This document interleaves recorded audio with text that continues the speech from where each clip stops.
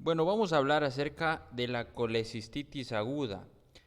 En esta exposición vamos a hablar un poco para entrar en contexto de la anatomía biliar, de la fisiología biliar, la definición en sí de colecistitis aguda, factores de riesgo, fisiopatología, clasificación, clínica, diagnóstico y tratamiento.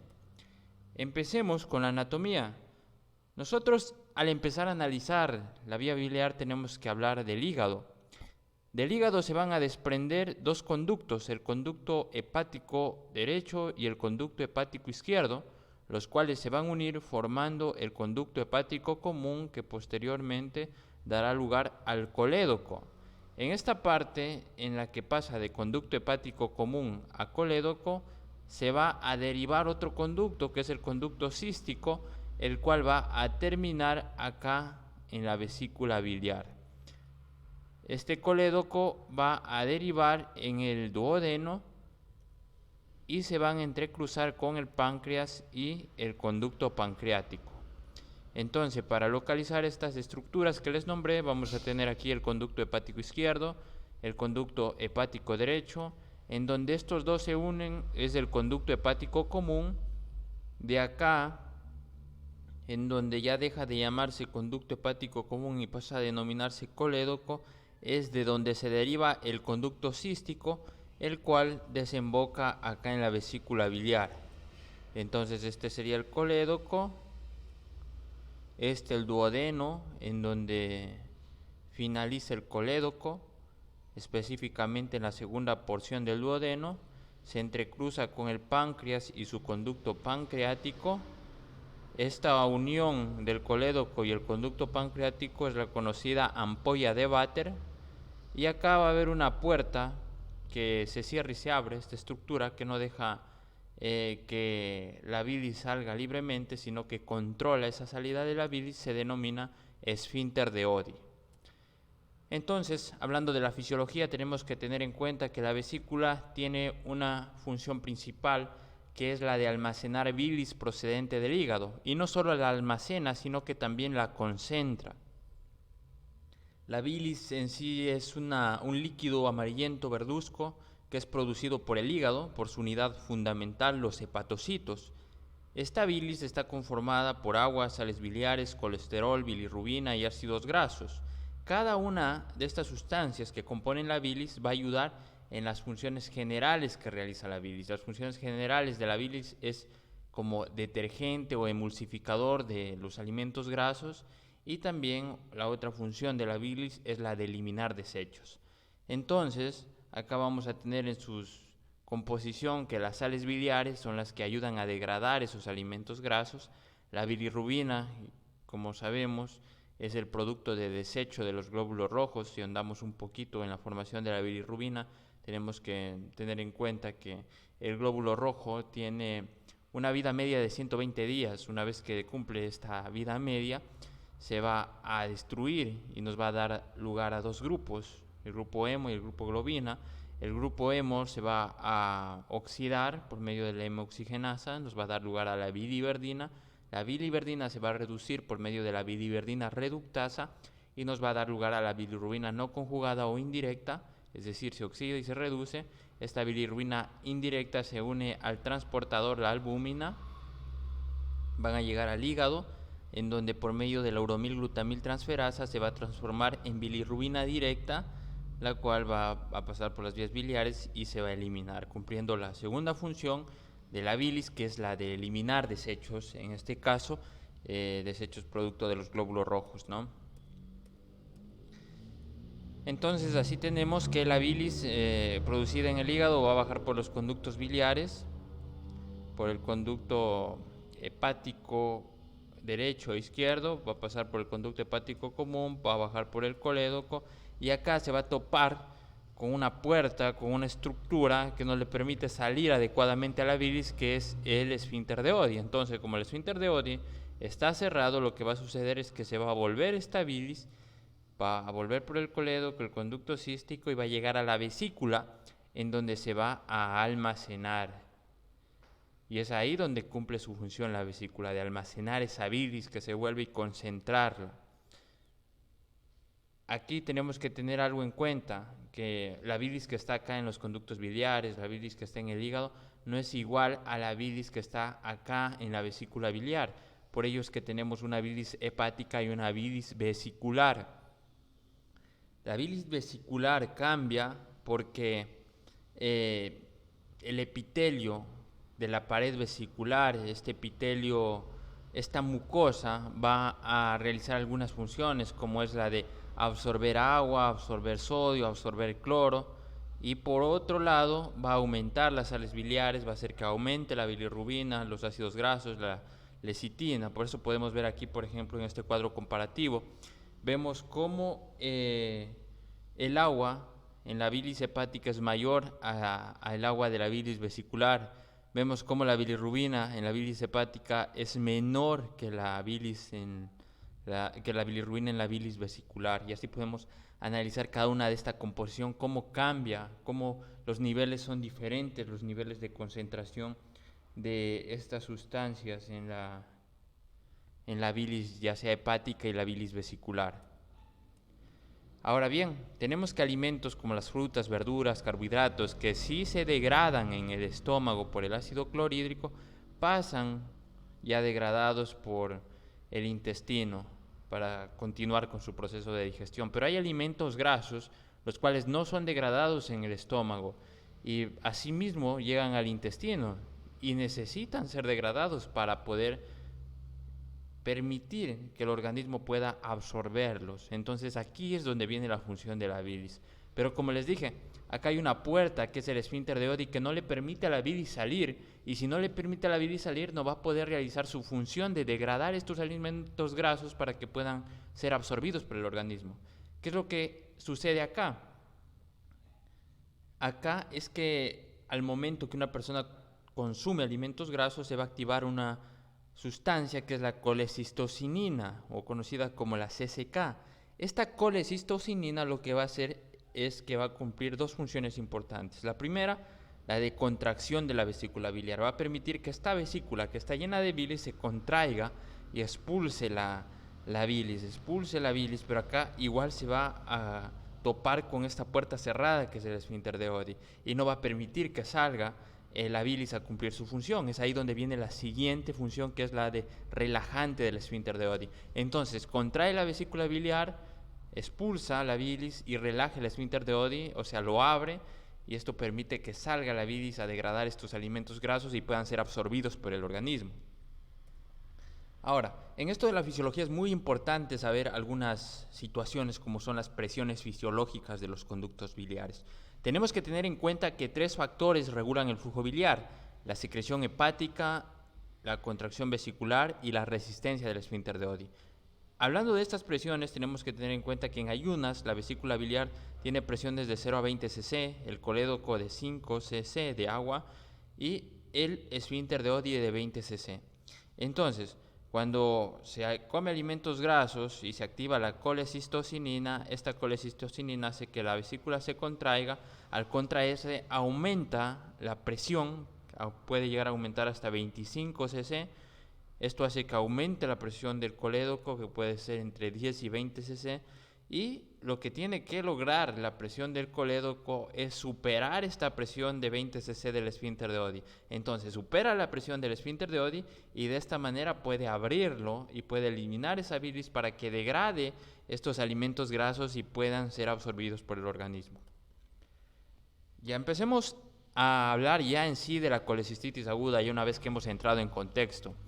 Tenemos que deriva de la terminología itis, inflamación, y colecisto vesícula. En sí, la definición es inflamación aguda de la pared vesicular manifestada por dolor en hipocondrio derecho de más de 6 horas de duración que se asocia con un proceso infeccioso. En la epidemiología nos dice que en un 90-95% de los casos esta colecistitis se da por una colelitiasis, o sea, por la presencia de un cálculo que llega acá a la salida de la vesícula biliar y se impacta ahí, no permite que salga la bilis de la vesícula biliar. Esta vesícula, para tratar de eliminar esta bilis y vencer esta obstrucción, comienza a contraerse, comienza a aumentar la presión y demás mecanismos que ya vamos a ver en la fisiopatología y se produce la colecistitis. Y del 5 al 10% en cambio son por causas ajenas a los litos, ajenos a los cálculos, o sea, otras causas que ya veremos también que no tienen nada que ver con obstrucción por cálculos, que más bien es por éstasis biliar que posteriormente se coloniza por sustancias bacterianas. Hablemos entonces, como lo más común es por cálculos, de la formación de los cálculos biliares. Bueno, tenemos que tener en cuenta que los cálculos biliares se producen en sí por una sobresaturación de la bilis. Vamos a tener dos tipos de cálculos biliares. Vamos a tener pigmentarios en un 25% y de colesterol en un 75%. Y cada uno de estos tienen mecanismos diferentes de cómo se forman. Hablemos de cómo se forman los cálculos de colesterol.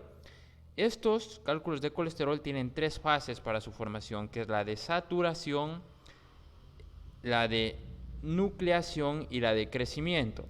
La de saturación primero nos dice que debido al incremento en la concentración de colesterol en relación con los ácidos biliares y la lectina, como resultado de la secreción alterada de cualquiera de estos lípidos biliares, en esta etapa el colesterol no es soluble, por lo que se debe unir a micelas mixtas para que sea soluble, pero como hay una sobresaturación, las micelas no se abastecen para solubilizar el colesterol.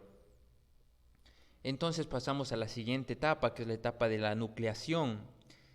En esta etapa, debido a que las micelas mixtas son insuficientes para solubilizar el colesterol, aparecen las vesículas unilamelares para solubilizar este colesterol. Y estas vesículas pueden fusionarse para formar vesículas multilamelares en donde el colesterol se cristaliza. Y ahí viene la tercera etapa, que es la etapa del crecimiento, en la cual por la precipitación y aglomeración de las vesículas multilamelares y la producción de lodo biliar y también por la escasa motilidad vesicular, favorece a la formación del cálculo. Y es así como se forma el cálculo. Acá podemos ver este triángulo. Se trata de un triángulo equilátero formado por sales y ácidos biliares, colesterol y lecitina en cada uno de sus lados respectivamente, como podemos ver ahí, de tal manera que cuando aumenta la concentración de cualquiera de ellos y los dos restantes permanecen normales, ocurre precipitación del elemento elevado, lo que condiciona la formación de cálculos en la vesícula biliar. Entonces todos estos tienen que estar con un equilibrio, podríamos decir así. Ninguno se puede precipitar, porque si se precipita uno, comienza este proceso, estos mecanismos para la formación de cálculos. Ahora hablemos de la formación de los cálculos pigmentarios.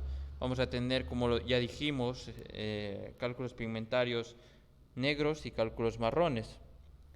Los cálculos negros van a estar formados por bilirrubina, carbonato, fosfato, calcio y proteínas. En sí, acá se produce un aumento de las concentraciones de bilirrubina no conjugada o una disminución de las micelas, lo que va a llevar a esta sobresaturación en este caso. Y lo que va a hacer que inicie el crecimiento son las sales de calcio y la mucina, que van a formar el nido para que se dé el crecimiento de estos cálculos biliares. En cambio, los cálculos marrones van a estar conformados por bilirrubinato cálcico, sales cálcicas de ácidos grasos y un 10 a 30% de colesterol. En este caso, los factores patogénicos van a ser la éstasis y la infección biliar. Acá va a actuar la beta-glucuronidasa bacteriana, la cual nos va a permitir esta conversión de bilirrubina conjugada a no conjugada, y también van a actuar las fosfolipasas de las bacterias que hidrolizan la fosfatidilcolina, dando lugar a ácidos grasos libres.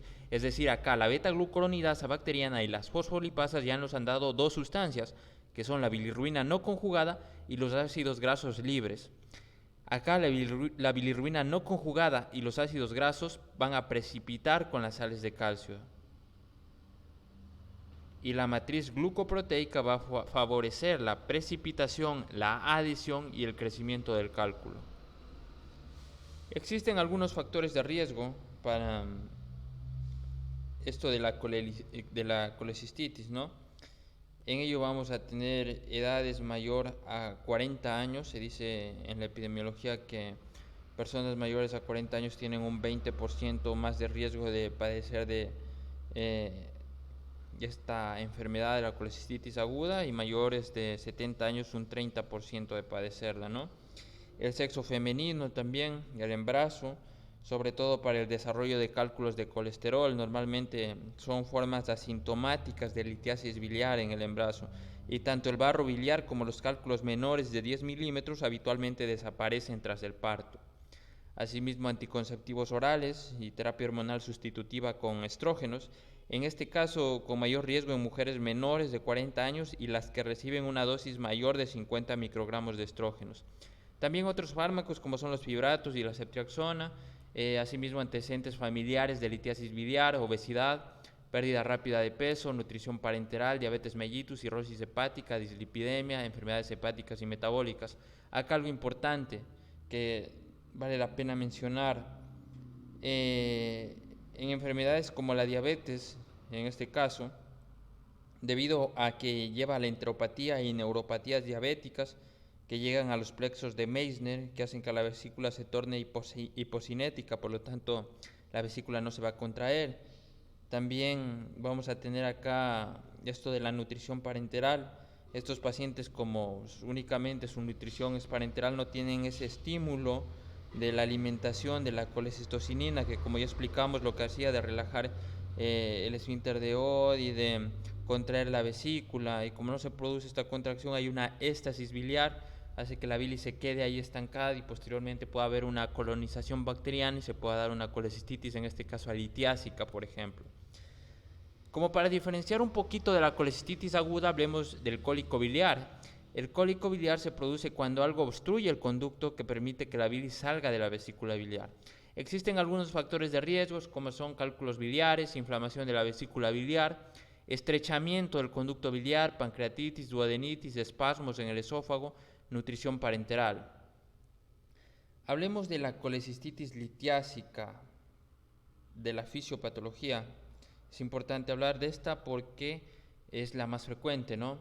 Bueno, vamos a tener que en la fisiopatología de la colecistitis litiásica nos dice que hay un cálculo que obstruye la salida de la vesícula biliar y por ende la vesícula biliar va a tratar de contraerse para vencer esta obstrucción, aumentando su presión hasta 100 cc. Va a contraerse para tratar de vencer esta obstrucción y hace que aumente la presión hasta 100 cc, lo cual va a producir edema de la pared de la vesícula, y aquí va a hacer que la capa mucosa de la vesícula elimine fosfolipasa, la cual en conjunto con la lecitina que se encuentra dentro se conjugan y forman la lisolecitina. Esta lisolecitina es una sustancia citotóxica y esta presencia de la lisolecitina facilita la formación del ácido araquidónico, el cual es el encargado de estimular la presencia de prostaglandinas I2 y E2, las cuales son mediadoras de la inflamación, por lo cual se llega a producir esta colecistitis litiásica, ¿no? Pueden haber también sobreinfección de gram negativos y anaerobios, como el Escherichia coli, la Klebsiella, la Salmonella typhi, y anaerobios como el Bacteroides fragiles, que llega por una vía hemática linfática o por la misma bilis, que está infestada de microorganismos y forma un caldo de cultivo, dando lugar al piocolecisto, es decir, hay presencia de pus, y puede haber áreas isquémicas, perforación vesicular, donde cabe recalcar que dentro de las complicaciones vamos a tener una peritonitis biliar generalizada, plastrón y sepsis.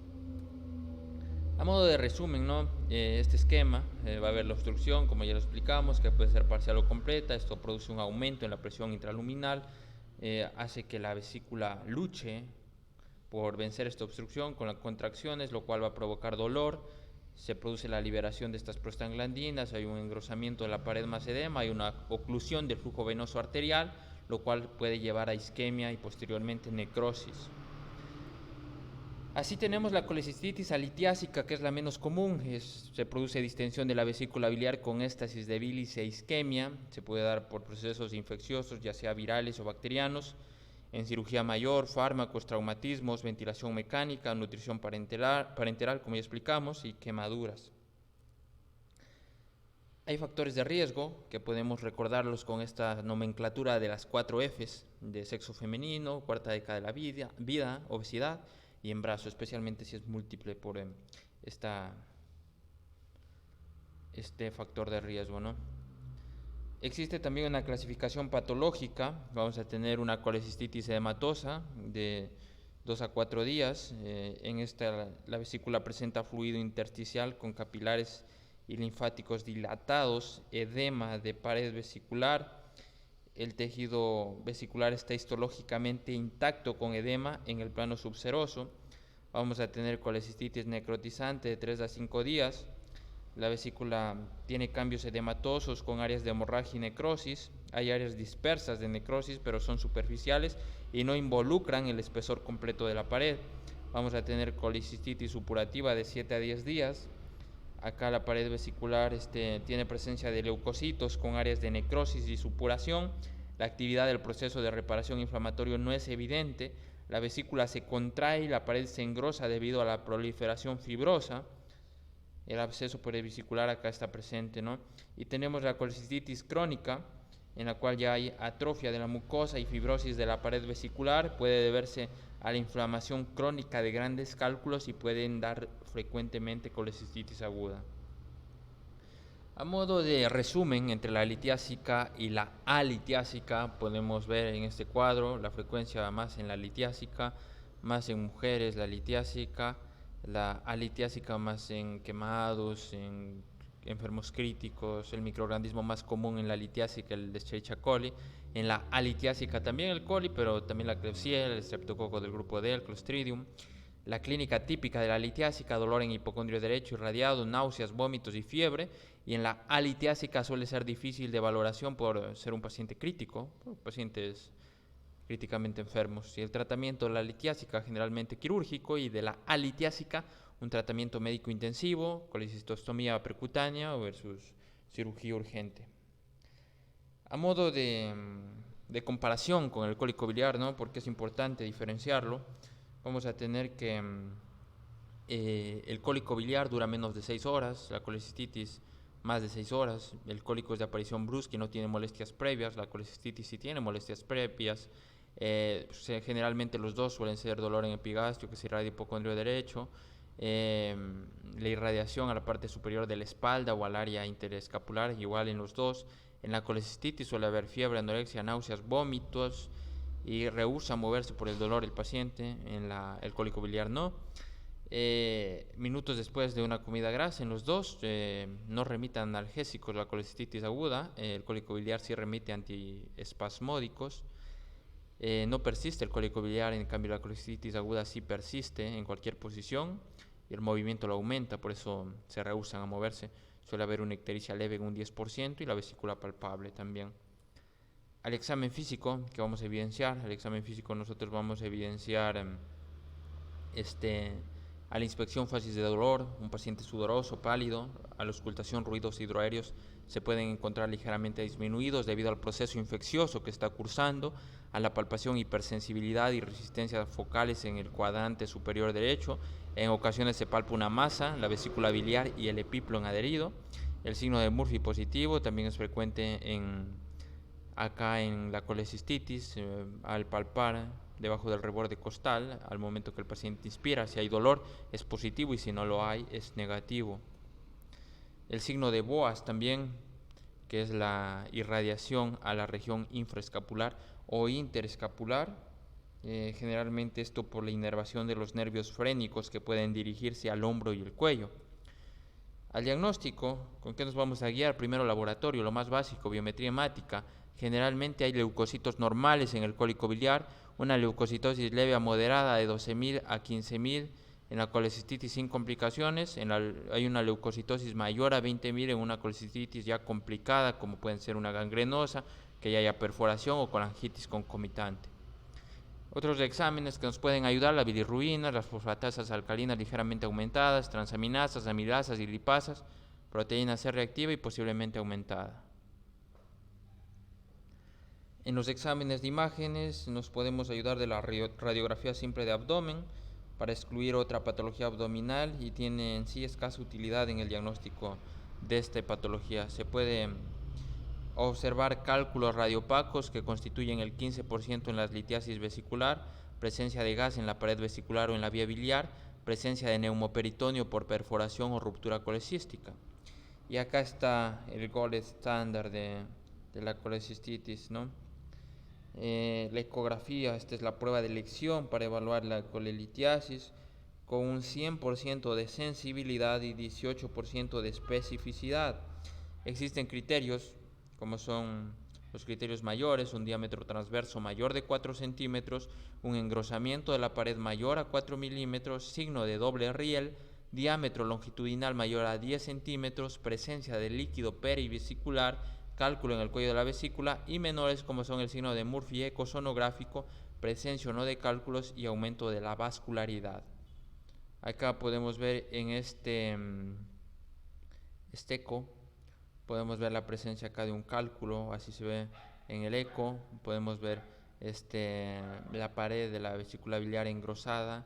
En este caso le tomo una medida de 4 milímetros. Algunos ecografistas consideran una pared ya aumentada mayor a 3 milímetros.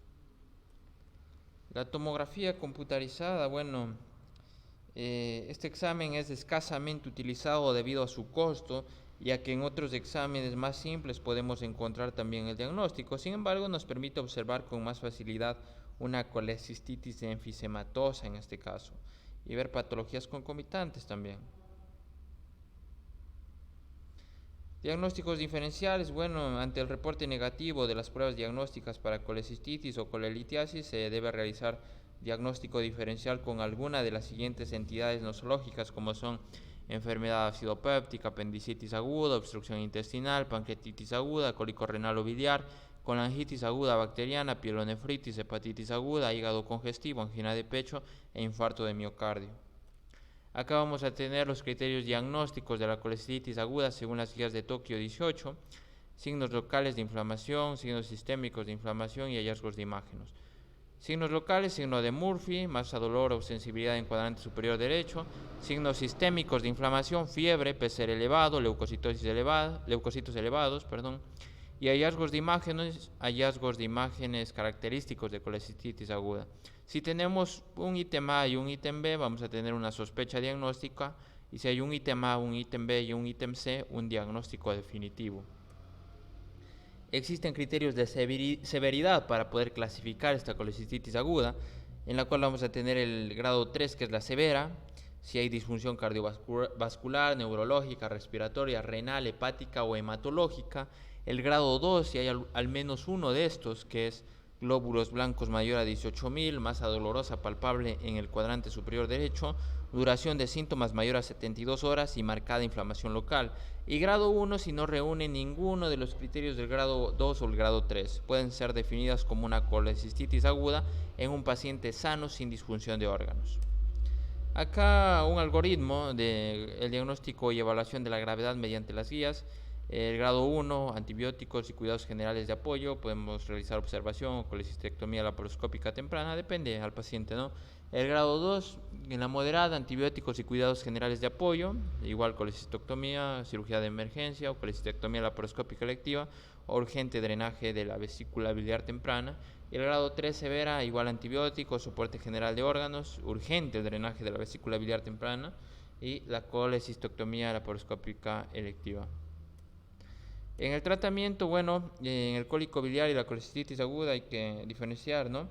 El tratamiento del cólico biliar: los pacientes con cólico biliar no requieren hospitalización, se recomienda analgesia con antiespasmódicos. En cambio, los con colecistitis aguda, por lo general, implica una estancia hospitalaria para la realización de cirugía y extirpar la vesícula biliar, ya que si no se procede de manera rápida puede ser causa de complicaciones como una ruptura vesicular. El tratamiento preoperatorio consiste en nada por vía oral, controles de signos vitales, manejo hidroelectrolítico, analgesia, antiespasmódicos, antibiótico-terapia para gram negativos y anaerobios, como explicamos un poco de esto en la fisiopatología. Programar la cirugía emergente, ¿no?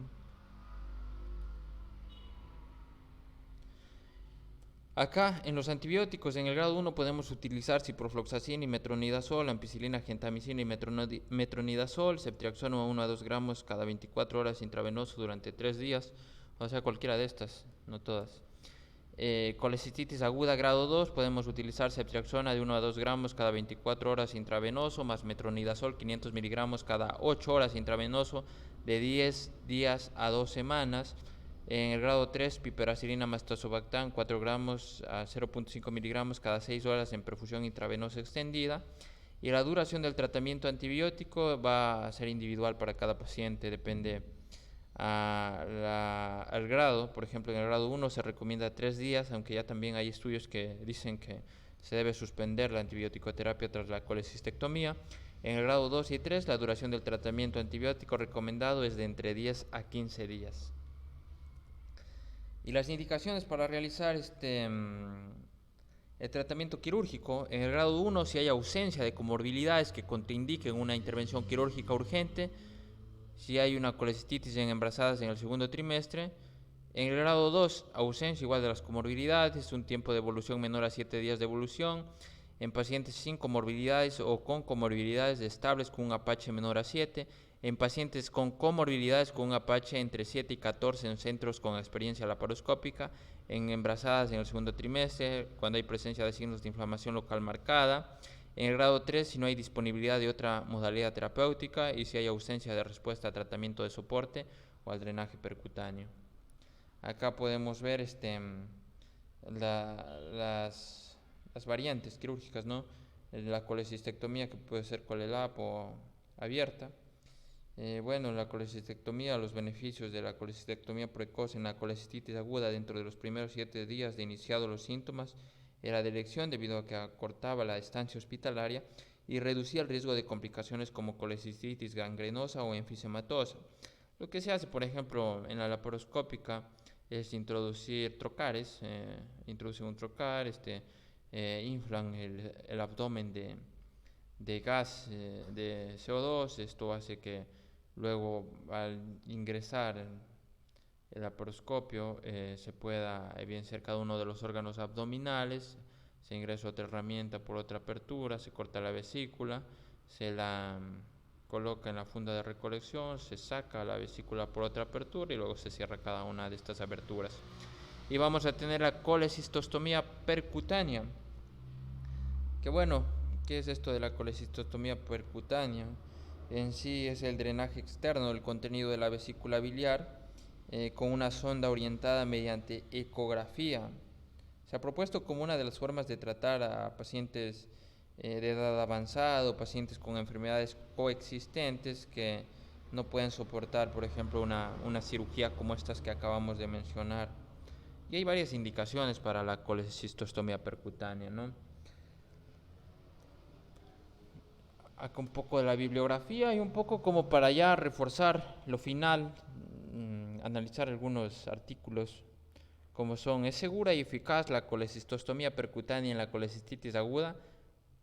Este artículo nos habla de que de 1.223 pacientes ingresados por colecistitis aguda, 66 pacientes se les realizó colecistostomía percutánea. El 21% de estos presentaron efectos adversos, en total 22 efectos adversos.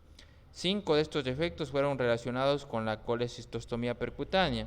En sí, la mortalidad asociada a la técnica en este estudio se dijo que es del 1.5%. En conclusión, se considera la colecistostomía percutánea como técnica segura y eficaz por relacionarse con una baja incidencia de mortalidad. Se debe considerar como alternativa puente o definitiva en aquellos pacientes que no se puedan realizar colecistostomía urgente. Otro artículo: niveles séricos de proteína C reactiva como marcador de gravedad de colecistitis aguda litiásica. Este artículo nos habla de la colecistitis aguda leve y moderada que tienen niveles séricos de PCR diferentes. En este artículo lo toma como valor normal al PCR a 0.8 miligramos decilitro y se reportan niveles promedios de PCR de 0.7 miligramos en la colecistitis leve, de 1.5 en la moderada y de 5.3 en la grave. Es decir, que el nivel sérico en la colecistitis leve estaría dentro de los límites normales porque es de 0.7 y acá la toma como 0.8 miligramos decilitro. a los rangos normales. Esto no se ajusta a lo que nos dicen las guías de Tokio, porque las guías de Tokio consideran que un PCR elevado es un criterio de colecistitis, pero está en discusión, ¿no? El hito impactado en el cuello vesicular es verdaderamente un signo ultrasonográfico útil en el diagnóstico de colecistitis aguda. Bueno, desde el 2007 al 2018, las guías de Tokio no se especifica la utilidad del hito ultrasonográfico impactado en el cuello de la vesícula para diagnóstico de la colecistitis, a pesar de ser un signo frecuentemente reportado.